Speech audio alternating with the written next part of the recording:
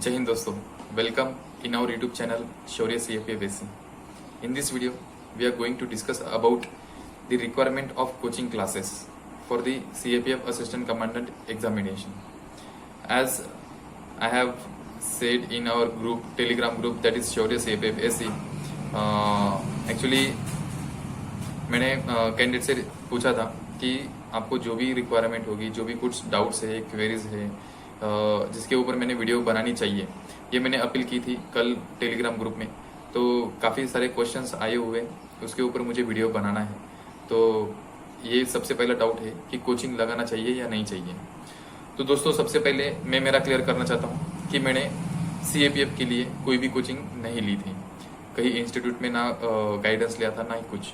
सब सेल्फ, जो मेरा प्रिपरेशन था वो सब सेल्फ ही था। पर क्या है, अब सबसे पहले कोचिंग लगानी चाहिए या नहीं चाहिए, उसके पहले हम बात करेंगे कि कोचिंग की रिक्वायरमेंट क्या है, मतलब क्यों लगाना चाहिए हमने कोचिंग इंस्टीट्यूट, और किसने लगानी चाहिए। सबसे पहले दोस्तों कि एक तो अपना सिलेबस देखो। UPSC का सिलेबस है, जो सिविल सर्विसेज का हो या CAPF का हो, सिलेबस एक ही है, बुक्स भी वही यूज करने हैं। एग्जाम पैटर्न में थोड़ा सा चेंज है, और जो दो चीजें मेनली साइंस एंड टेक्नोलॉजी और मैथ रीजनिंग, जो CAPF के लिए बहुत रिक्वायरमेंट है, वो उसमें उसका जो कंट्रीब्यूशन है सिविल सर्विसेज के लिए बहुत कम है।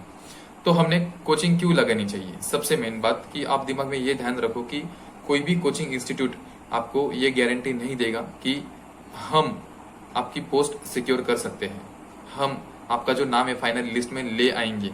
ऐसा कोई भी कोचिंग इंस्टीट्यूट गारंटी नहीं देगा। अगर कोई देता होगा ऐसे, तो वो सबसे फ्रॉड और फेक इंस्टीट्यूट होगा दोस्तों, बिलीव मी। तो कोचिंग क्यों लगानी चाहिए, एक तो सबसे पहले कि मोस्ट ऑफ द कैंडिडेट्स ऐसे है कि ग्रेजुएशन के बाद पढ़ाई शुरू करते हैं, जैसे कि मैंने भी शुरू किया था। मोस्ट ऑफ द कैंडिडेट्स ऐसे है कि ग्रेजुएशन के बाद 2-3 साल जॉब करते हैं, फिर उनको लगता है कि नहीं, प्राइवेट सेक्टर में सेटिस्फेक्शन नहीं है, फोर्सेस में उनकी चाहत है, तो वो यहाँ आते हैं और पढ़ाई शुरू करते हैं। तो ऐसे लोगों के पास टाइम बहुत कम होता है, हार्डली उनके पास एक या दो अटेम्प्ट होते हैं। और बात करें तो UPSC का पूरा सिलेबस कवर करने की, तो हम NCERT से शुरू करते हैं। 5th से लेकर 12th तक NCERT पढ़ना है। उसके बाद जो रेफरेंस बुक्स है, लाइक स्पेक्ट्रम हो, लक्ष्मीकांत हो, शंकर की बुक हो, या श्रीराम के इकोनॉमिक के नोट्स हो, तो उसमें काफी टाइम लगता है। तो वही टाइम रिड्यूस करने के लिए, और काफी ऐसे होते हैं कि पढ़ाई का टच छूटा होता है, मतलब हम मोस्टली 10th या 12th तक पढ़ाई करते हैं, तो उसका थोड़ा सा मतलब फ्लैशबैक में वो चला जाता है, भूल जाते हैं हम काफी चीजें, हिस्ट्री हमें याद नहीं होती है, ज्योग्राफी याद नहीं रहती है। तो वो सब कुछ रिकॉल करने के लिए जो टाइम लगता है हमें, वो टाइम पीरियड कम करने के लिए हमें कोचिंग इंस्टीट्यूट चाहिए। कुछ ऐसे है कि ज्योग्राफी के कंसेप्ट समझ में नहीं आते हैं, कुछ ऐसे कि पॉलिटिक्स समझ में नहीं आती है, इकोनॉमी समझ में नहीं आती है, तो वो कंसेप्ट क्लियर करने के लिए हम खुद कर सकते हैं। पर बस यही है कि हमें कोई बताने वाला अगर होता है, वो कंसेप्ट क्लियर कराने वाला कोई होता है, तो वो करने के लिए कोचिंग इंस्टीट्यूट जरूरी होता है। नेक्स्ट थिंग ये है कि जो टाइम पीरियड है, सपोज आपको लक्ष्मीकांत पढ़नी है, तो लक्ष्मीकांत जो भी फ्रेशर है उनको मिनिमम 1 मंथ लगेगा ही लगेगा पढ़ने के लिए। पर वही अगर कोचिंग इंस्टीट्यूट में पढ़ते हैं, और कोचिंग इंस्टीट्यूट में तो पढ़ते हैं, तो कोचिंग इंस्टीट्यूट में जो पीरियड जो हमें 1 महीना लगने वाला है, वो महीना 15 से 20 दिन कम हो जाता है। वो क्यों होता है, क्योंकि वो सारी लक्ष्मीकांत कोचिंग इंस्टीट्यूट में कवर की जाती है। वो एक दिन में fundamental right, DPSP, fundamental duties खत्म कर सकते हैं। तो उससे हमें ऑलरेडी हमने कोचिंग में पढ़ा होता है, और हम घर पे आएंगे तो वो उसको रिवीजन करके जल्दी से पढ़ सकते हैं। तो जो टाइम पीरियड लगने वाला है, जहां 1 महीना हमें एक किताब पढ़ने के लिए लगता है, तो वहां पे हम 10 से 15 दिन में वो किताब खत्म कर सकते हैं।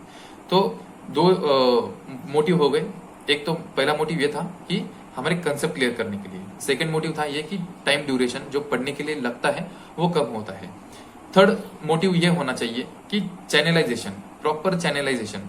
होता क्या है, ये कॉम्पिटिटिव एग्जाम की फील्ड ऐसे है कि इसमें बहुत आपको गाइड और मिसगाइड करने वाले बहुत होंगे।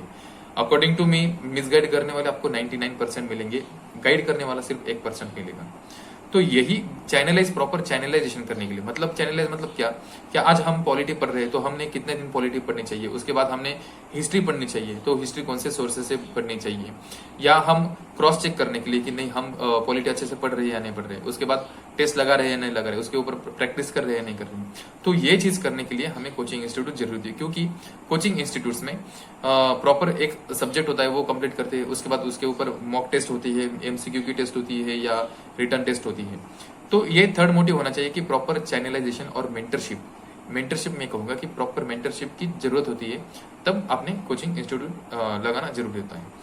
तो ये 3 चीजें हैं, एक concept clear, second time duration और थर्ड आपको चैनलाइजेशन प्रॉपर। तो अगर ये 3 मोटिव आपके है तो आपने कोचिंग इंस्टीट्यूट ज्वाइन करना चाहिए। अब सीएपीएफ के लिए कौन सा कोचिंग इंस्टीट्यूट ज्वाइन करना चाहिए, तो I am really sorry, I can't suggest any institute because I don't have an experience of any institute for the CAPF Assistant Commandant Examination, क्योंकि ना ही मैंने किया है ना ही मेरे जो कलीग्स है उन्होंने कहीं किया हुआ है। तो आप बेटर है कि आप खुद इंस्टीट्यूट्स में जाओ, उनकी वेबसाइट्स पे सर्च करो और उसके अकॉर्डिंग आप देखो। अब कोचिंग इंस्टीट्यूट किसने नहीं लगाना चाहिए, सबसे मेन बात की अफोर्डेबिलिटी। मेरी अफोर्डेबिलिटी नहीं थी, 1 लाख 1.5 लाख 2 लाख फीस में अफोर्ड नहीं कर पाता था, इसलिए मैंने सीएपीएफ की कोचिंग नहीं ली।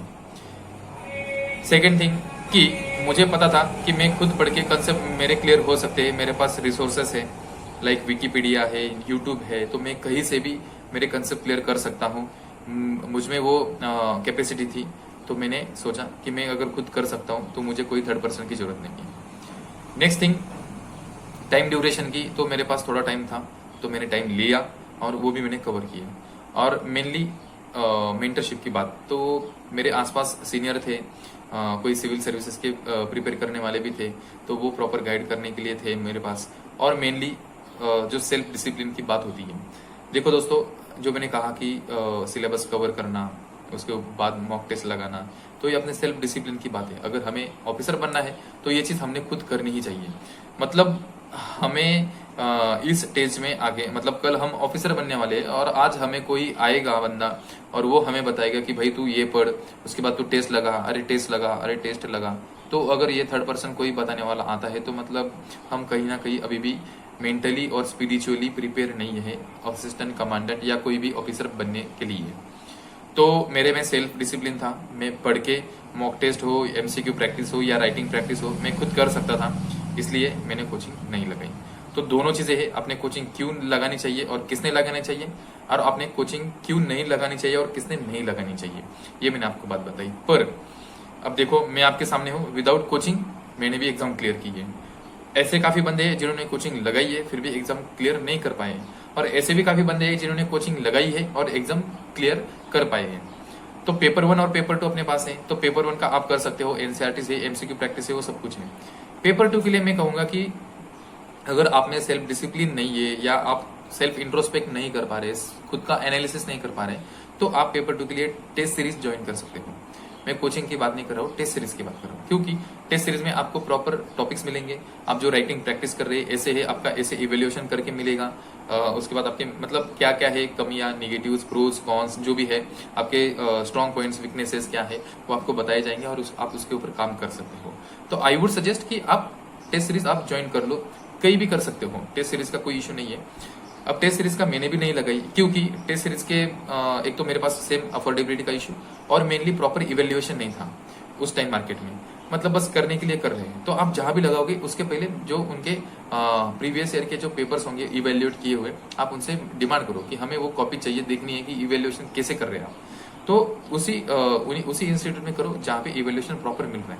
जैसे कि मैंने भी टेस्ट सीरीज चलाई थी, ओपन मॉक टेस्ट रखा था, सबके लिए फ्री में रखा था। Sorry for interruption. तो मैंने कोई टेस्ट सीरीज ज्वाइन भी नहीं की थी। मैंने क्या किया था, लास्ट 3 से 4 साल की जो यूपीएससी के पेपर है वो मैंने प्रिंट निकाल लिए सीएपीएफ के, उसमें बस क्वेश्चंस एडिट किए मैंने, जो लास्ट ऐसे टॉपिक होगा वो मेरे करंट अफेयर के अकॉर्डिंग मैंने वहां पे डाला और मैंने प्रॉपर 3 घंटे बैठ के पेपर सॉल्व किए थे। तो आप अगर वो कर सकते हो, खुद में डिसिप्लिन होगा, खुद में डेडिकेशन होगा, तो टेस्ट सीरीज लगाने की कोई जरूरत नहीं है। ये बात होगी। तो अब पेपर 1 और पेपर 2 के बारे में मैंने बताया कि आपको कोचिंग इंस्टीट्यूट लगाने की जरूरत है या नहीं है। देखो दोस्तों, अगर आप ऑनेस्ट हो, आप में इंटीग्रिटी है और आपने सच में डिजायर है, डेडिकेशन है और डिसिप्लिन है to become an assistant commandant और एनी ऑफिसर, तो आप विदाउट कोचिंग कर सकते हो। ऐसा कोई नहीं है कि कोचिंग करने के बाद ही पोस्ट मिलेगी, बिल्कुल भी नहीं, ये हार्ड एंड फास्ट रूल है ही नहीं। प्लस ये भी थिंक नहीं कि आप दिल्ली जाके ही ऑफिसर बन सकते हो, नेवर। अब मोबाइल आपके पास है, इंटरनेट कनेक्शन आपके पास है, आप इंडिया के कोई भी कोने में आप बैठे हो, वहां से आप पढ़ाई करके ऑफिसर बन सकते हो। तो ये आई होप कि ये बहुत बड़ा डाउट है कि कोचिंग लगाना चाहिए या नहीं लगानी चाहिए। देखो दोस्तों, एक लास्ट में छोटी सी एक कथा है, मैं बताऊंगा। वो मेरे जो गुरुजी थे उन्होंने मुझे बताई थी कि छोटा बच्चा होता है और घर में उसके पापा, उनकी बहुत चाहत होती है कि मेरे बेटे ने बांसुरी बजाना सीखना चाहिए, बांसुरी, फ्लूट। तो वो बांसुरी ले आते हैं, बहुत अच्छी सी क्वालिटी की महंगी बांसुरी ले आते हैं, पर बच्चे में थोड़ा सा इंटरेस्ट कमी होता है, मतलब होता ही नहीं है। तो पापा बहुत फोर्स करते हैं उसको कि मैंने तेरे लिए इतनी महंगी बांसुरी ले आया है, तू यहाँ से सीख। वो रखते थे पर बेटा बजाता ही नहीं था।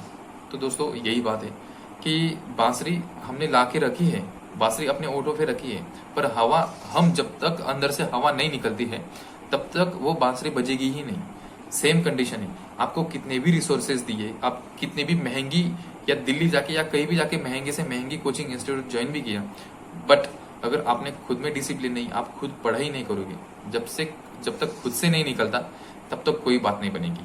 तो यही है, आप इंस्टीट्यूट कोचिंग लगाओ या ना लगाओ, जब तक आप खुद पढ़ाई नहीं करते तब तक आप ऑफिसर बन ही नहीं सकते हैं। आई होप ये आपको वीडियो अच्छा लगा होगा। कुछ भी डाउट्स होंगे आप मुझे टेलीग्राम पे आप बता सकते हो, या वीडियो में कमेंट सेक्शन में आप मुझे बता सकते हो, या आपको कोई किसी टॉपिक के ऊपर वीडियो चाहिए गाइडेंस के लिए तो आप मुझे वो भी बता सकते हो। ओके, जय हिंद, जय भारत, थैंक यू।